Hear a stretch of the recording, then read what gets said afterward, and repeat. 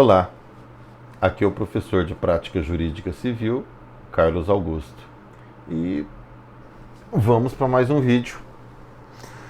E hoje eu peguei uma daquelas peças que eu tenho certeza que o estudante pensa: será que eu vou fazer uma dessas na faculdade? Será? Será que eu vou usar uma dessas no meu dia a dia profissional? Bom, sim, vai ver na faculdade, eu vou cuidar disso. Segundo, no dia a dia profissional, não sei. Se você fizer algum concurso para Ministério Público, para procurador de município, procurador de estado, vai ter que fazer sim, uma hora ou outra vai acabar fazendo, viu? E a ação que nós vamos ver hoje é a ADIM estadual. ADIM estadual. A gente não está falando daquela ADIM que é proposta no STF. Não estamos falando daquela não. Nós estamos falando de uma ADIM que ela é proposta contra uma norma municipal ou uma norma estadual que violem a Constituição do Estado. Não é a Constituição estadual, não é a Constituição Federal. Então a gente vai ter essa ADIM estadual nesse vídeo de hoje. E olha, entra no site do Tribunal de Justiça, você vai ver um monte de ações de inconstitucionalidade, essas ADIMs estaduais. A gente fala que é ADIM estadual porque ela trata de violação à Constituição do Estado e não à Constituição Federal. Mas é interessante que a Constituição do Estado ela copia um monte de coisa da Constituição Federal, viu? Então torna a ação de inconstitucionalidade estadual muito útil. E ela é julgada pelo Tribunal de Justiça de cada estado, não vai ser pelo Supremo Tribunal Federal, é lá pelo Tribunal de Justiça. Então garante um acesso maior ao controle de constitucionalidade, principalmente da parte dos municípios. Então, quem for fazer um concurso para procurador municipal, vai ter muito concurso, viu, para procurador municipal. Deixa passar essa época difícil agora, de crise sanitária, crise financeira, crise na administração pública, vai ver. Vai ter um monte de concurso para procurador de município. Quem for fazer concurso para procurador do município, procurador do estado ou promotor de justiça, olha, essa é uma das peças que podem cair. E na OAB pode cair? Olha, nunca caiu, eu acho difícil, viu? Mas eu não posso falar não vai cair, né? Não tem como, né? Não tem como garantir que não vai cair. A previsão constitucional dessa ADIM estadual está no parágrafo 2º do artigo 125. Então lá diz que as constituições estaduais vão estabelecer regras para a representação de inconstitucionalidade das leis e atos normativos estaduais e municipais em face da Constituição do Estado. Qual que é a diferença de lei e de ato normativo? Bom, tanto a lei quanto o ato normativo são normas. Só que a lei ela tem que passar pelo legislativo para ela valer. Então você vai ter como leis aquelas espécies do artigo 59 da Constituição Federal. Vamos ver se eu lembro de cabeça.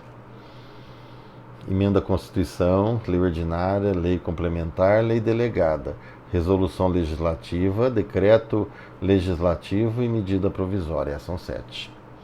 Então isso são as leis, tá bom? Tem que passar pelo legislativo. E os atos normativos? São normas que não precisam passar pelo legislativo.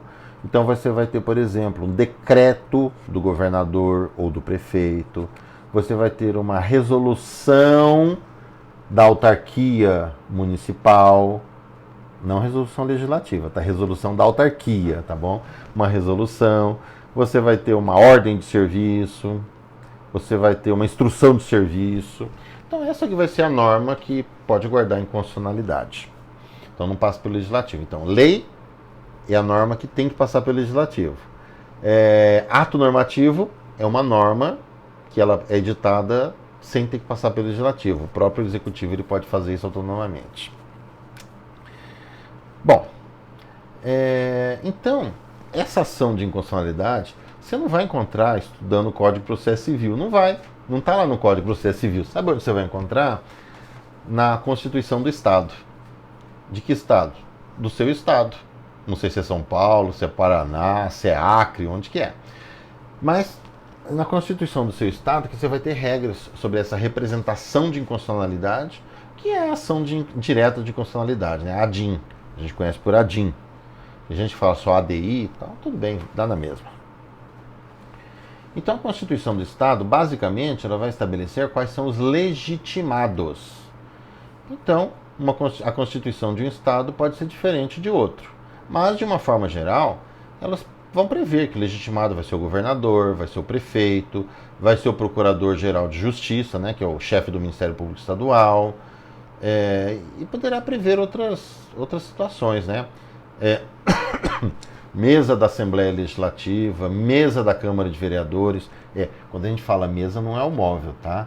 Mesa significa a diretoria, aquele pessoal que senta lá na frente, tá? O presidente, o secretário, tal, tá bom? Então mesa são aqueles dirigentes que sentam lá na frente. Porque tem um plenário, né, que todos os vereadores, deputados sentam, e lá na frente tem uma mesa, né? Então lá é uma mesa que senta assim, o pessoal que vai dirigir os trabalhos, né? Então aquela que é a mesa, tá? A mesa não é o móvel. Bom, todo mundo sabe disso, desculpa a piada. Bom,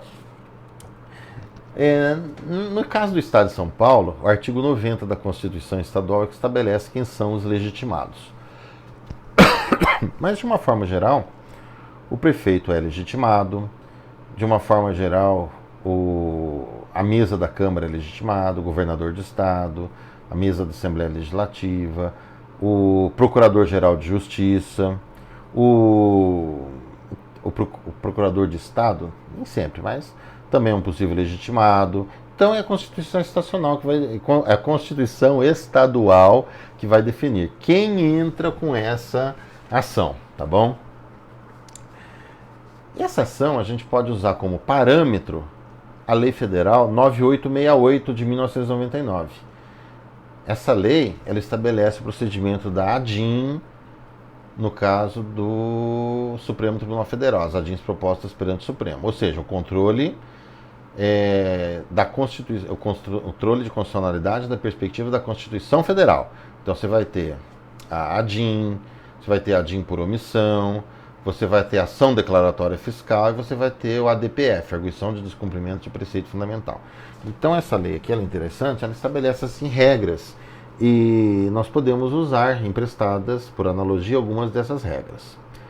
Agora vamos a algumas coisinhas sobre ação de inconstitucionalidade. Vamos lá. Quem propõe? Nós já sabemos. Perante quem? Perante o tribunal. Você propõe perante o desembargador presidente daquele tribunal. Contra quem que ela é proposta? Desculpa aí, gente.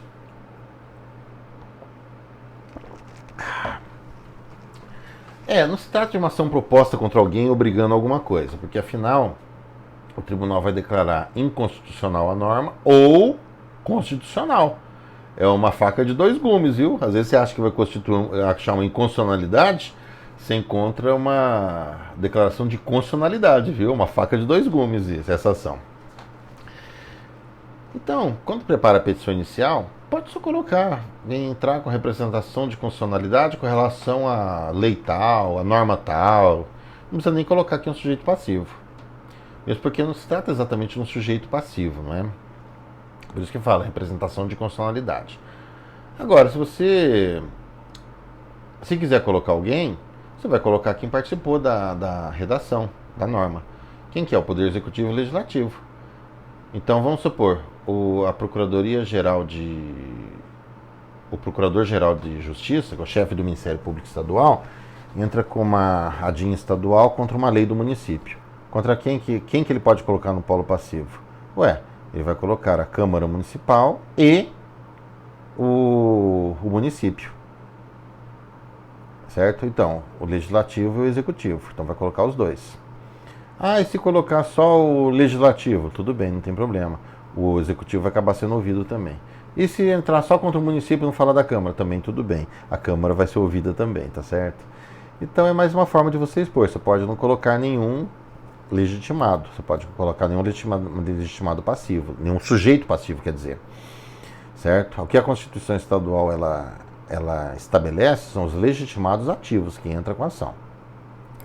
Então, se você procurar modelo na internet, modelo não, né? Se você procurar caso concreto, você vai encontrar um monte de iniciais de ação de inconstitucionalidade, essa ação estadual, e não tem o sujeito passivo. Você só entrar com apresenta DIN com relação ao artigo tal da lei tal. E pronto.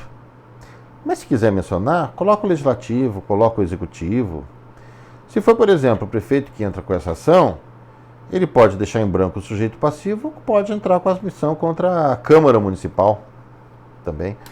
Então, as duas alternativas são válidas. Você vai encontrar situações assim que são consideradas regulares pelo Tribunal de Justiça, assim, de todo tipo. Ou que não tem sujeito passivo, não menciona ninguém, ou então você coloca o prefeito e a municipalidade e a Câmara, ou só a Câmara. Então, o resultado vai ser o mesmo.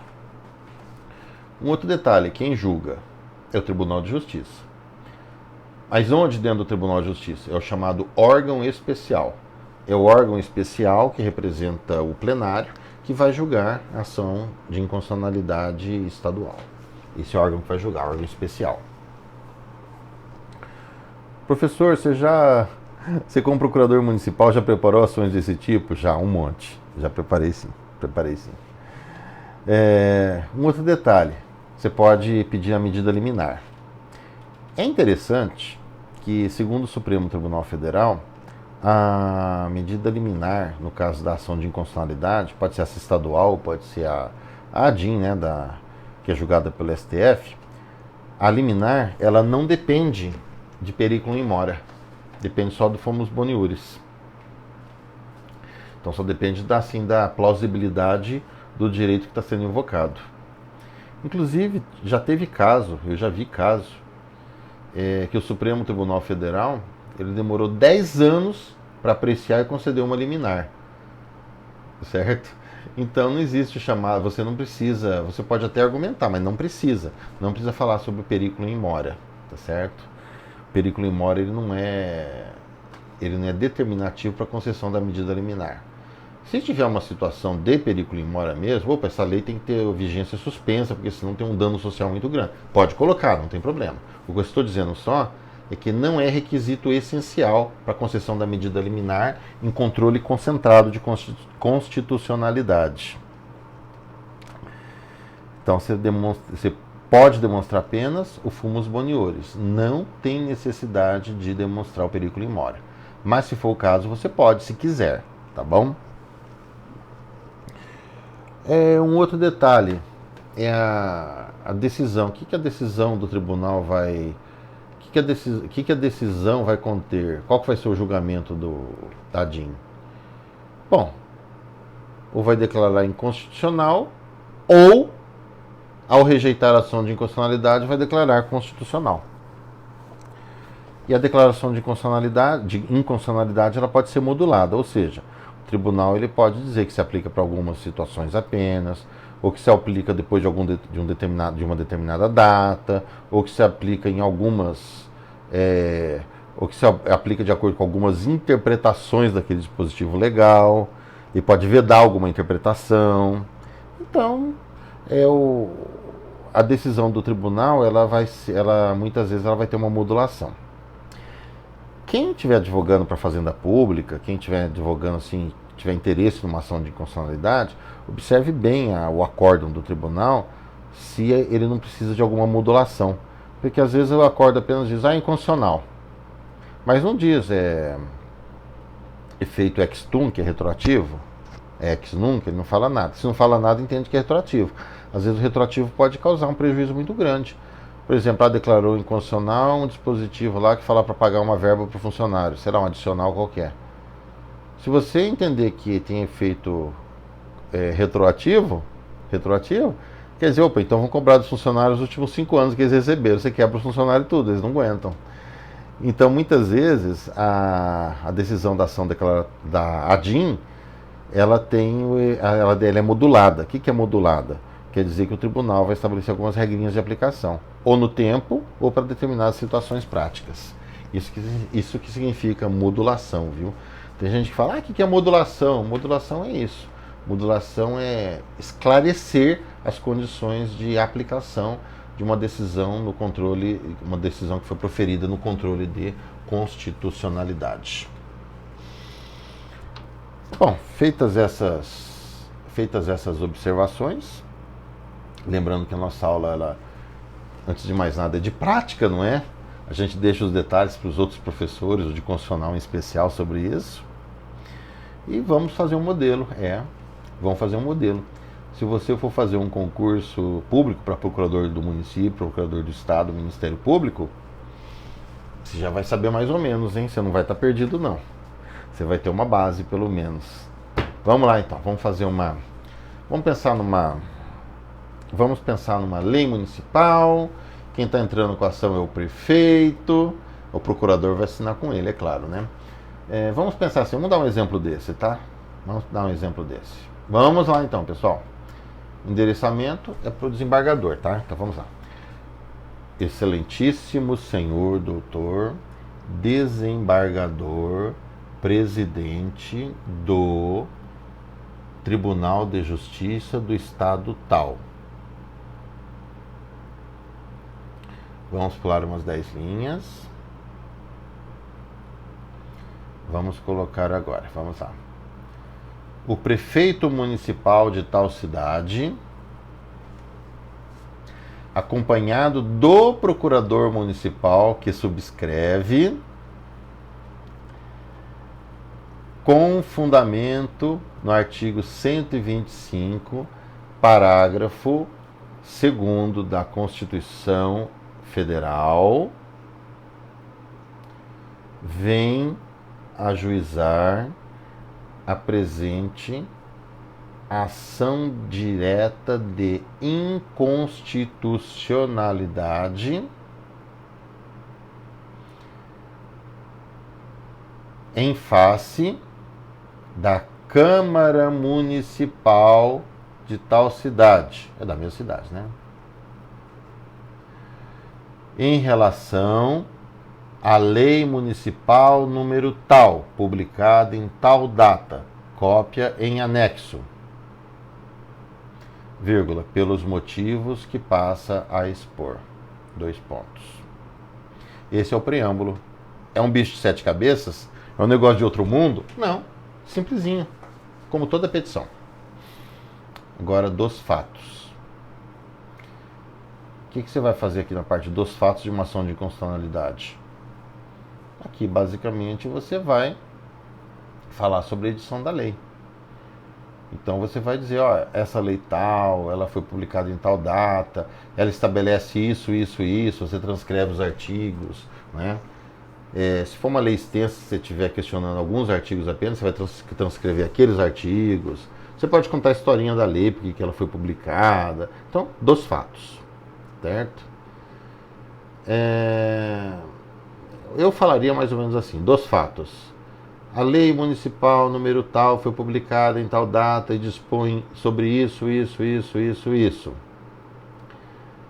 E isso já está bom, mas se eu quiser eu posso contar. Essa lei ela foi editada em face da pressão popular em tal motivo, por causa de tal situação, não sei o que, não sei o que, não sei o que. Eu posso contar mais alguma coisa também, tá? Bom, segunda parte da peça, do direito. Aqui, no direito, vamos desenvolver a tese jurídica.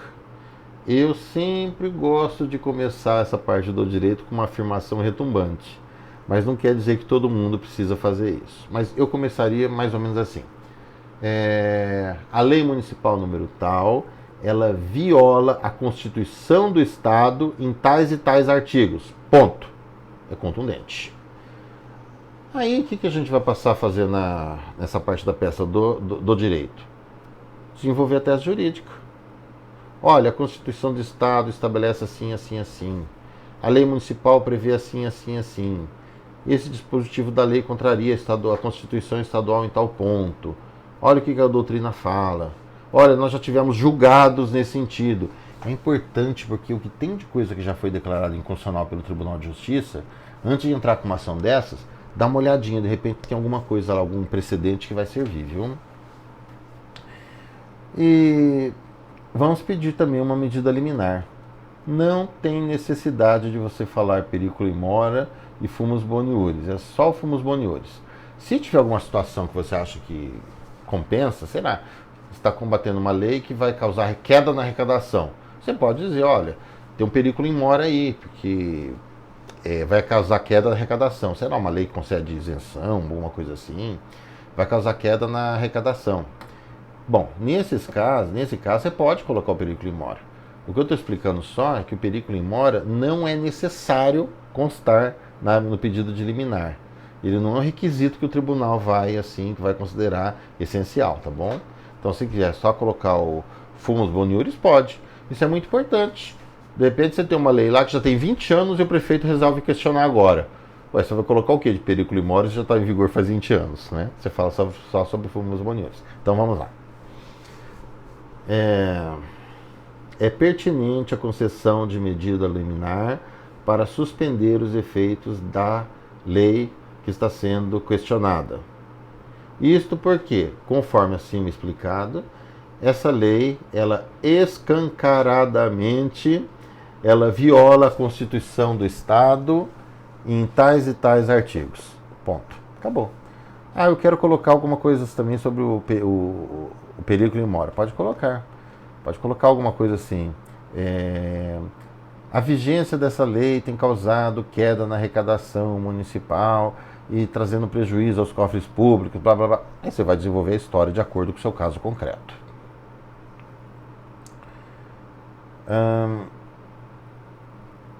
E agora, por fim, o pedido dessa ação. Vamos lá. O pedido na ADIM estadual. Vamos lá. Do pedido. Diante do exposto, requer, primeiro, a concessão de medida liminar, suspendendo de imediato a vigência da lei, ou do artigo tal da lei. Segundo, a citação do requerido ou do representado, né, porque constitucionalidade é uma representação. A citação do requerido ou do representado para se manifestar ou para contestar. Tem gente que escreve para contestar, não tem nada de errado. Para contestar. Quem que é o requerido? A Câmara Municipal. A intimação a intimação do Ministério Público, no caso do Ministério Público Estadual, é a Procuradoria-Geral de Justiça.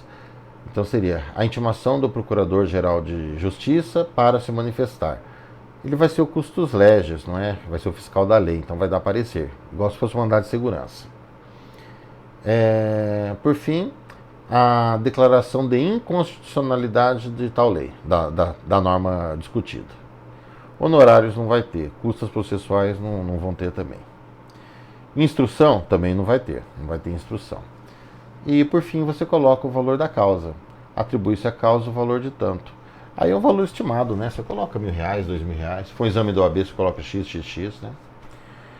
E por fim a parte autenticativa. Local, data, no nosso exemplo foi o prefeito, né, que ele assina, e advogado, assinatura, procurador municipal, assinatura, né, a parte autenticativa, local, data e assinaturas. Então é isso, pessoal. Só uma curiosidade, né, que a gente está falando de ADIM sobre constitucionalidade, uma curiosidade que não vai cair na nossa prova, né, mas sabem qual que é a maior palavra do idioma português? E maior palavra assim que não seja parágrafa técnica, né? Nome de equipamento, nome de algum produto químico, né? Que aí tem nome desse tamanho. A maior palavra vem do direito constitucional. A maior palavra ela tem o significado de agir de modo contrário à Constituição. A palavra é anticonstitucionalissimamente. Tem só curiosidade, tá bom, gente? A maior palavra do idioma português, fora vocábulos técnicos, né? Fora vocábulos técnicos, nome de equipamento, nome científico, é do direito constitucional. Olha que bacana. Então tá bom, gente. Obrigadão pela atenção. Quem tiver dúvida, comentário, posta no Aprender. Posta no Aprender, tá bom? Lá é o nosso contato. E fiquem de olho no Aprender, viu, gente? Para atividades, vídeos com aula, recados para classe, tá bom? É básico, eu tô de olho e vocês fiquem também, gente. Então tá bom. Bom estudo para todo mundo, hein? Tchau.